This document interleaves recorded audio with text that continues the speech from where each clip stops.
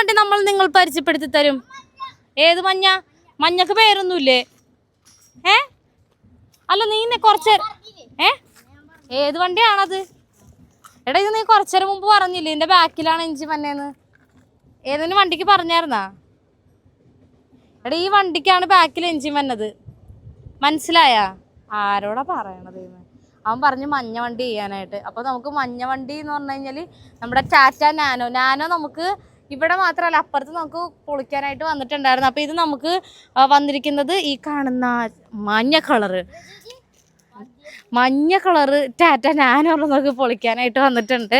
പിന്നെ അതുപോലെ തന്നെ നമ്മുടെ ഷെവർലെ ബീറ്റ്, പിന്നെ അതുപോലെ തന്നെ ഷെവർലെ ബീറ്റ് നമുക്കിപ്പോൾ 3 എണ്ണം വന്നിട്ടുണ്ട്. വാഗനർ, അതുപോലെ തന്നെ ഒക്ട്ര, പിന്നെ ഇത് ഏതായിരുന്നു? ഫോർഡ് ഫിയസ്റ്റ നമുക്ക് അല്ല നിൽക്കട്ടാ, ഫോർഡ്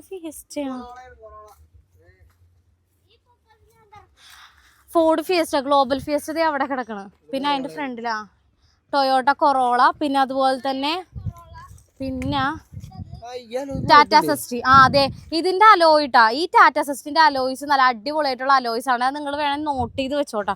സൈസ് ഞാൻ പറഞ്ഞുതരാം. സൈസ് വരുമ്പോഴത്തേക്കും 15 ആണോ ഇത്? സൈസ് വരുമ്പോഴത്തേക്കും 15 ഇഞ്ചാണ് കേട്ടോ ഇതിന്റെ അലോയ്സ് വരുന്നത്. 15 ഇഞ്ചിന്റെ അലോയ്സ് ആണ്. നമുക്ക് 4 എണ്ണം അവൈലബിൾ ആണ്. പിന്നെ അതുപോലെ തന്നെ വാഗനർ ദേ ഒരു ഞാൻ അവിടെ കിടക്കുന്നുണ്ട്. ദേ സെന്നസ്റ്റീലിയോ ഒമിനി പിന്നെ അതുപോലെ തന്നെ എന്താ പറഞ്ഞേ ഫെൻഡർ, പിന്നെ അതുപോലെ തന്നെ ബോണറ്റ്, ഇതെല്ലാം നമുക്ക് ടാറ്റ സസ്റ്റിന്റെ അവൈലബിൾ ആണ്. ഇത് മാത്രമല്ല നമുക്ക് റീസെന്റ് ഒരെണ്ണം കൂടെ ഒരു ടാറ്റ സസ്റ്റും കൂടെ നമുക്ക് പൊളിക്കാനായിട്ട് വന്നിട്ടുണ്ട്. പിന്നെ അതെ ഇങ്ങോട്ടേക്ക് വരുമ്പോഴത്തേക്ക് ഇവിടെ നമുക്ക് ഇൻഡിക്ക കിടക്കുന്നുണ്ട്, വാഗനർ ഉണ്ട്, അതുപോലെ തന്നെ വാഗനർ ഇവിടെ ഉണ്ട് അവിടെ ഉണ്ട്. പിന്നെ അതുപോലെ തന്നെ അതേ നമ്മുടെ സെയില് ഏത് ഈ വാഗനർ ഉണ്ടല്ലേ ഇൻഡിക്കേ ഏത് നമ്മൾ എടുത്തിട്ടുണ്ടെന്നൊക്കെ തോന്നണം. ഇതിന്റെ സീറ്റ് അടിപൊളിയുള്ള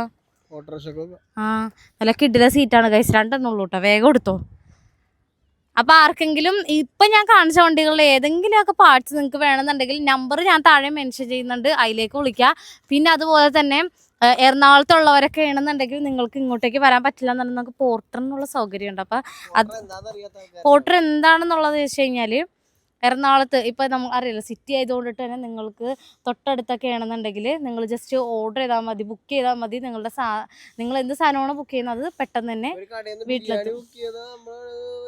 എത്തില്ലേ? അതാണ് സ്വിഗ്ഗി സൊമാറ്റോ ഒക്കെ പോലെ തന്നെ ഉള്ളൊരു സംഭവമാണ് ഈ പോർട്ടർ എന്ന് പറഞ്ഞു കഴിഞ്ഞാൽ. അങ്ങനെ നിങ്ങൾക്ക് ഇപ്പോൾ എവിടെയെങ്കിലും വെച്ചപ്പോൾ നിങ്ങൾ എറണാകുളത്ത് വെച്ചൊക്കെ വഴിയിൽ പെട്ട് പോവുകയാണെന്നുണ്ടെങ്കിൽ നിങ്ങൾ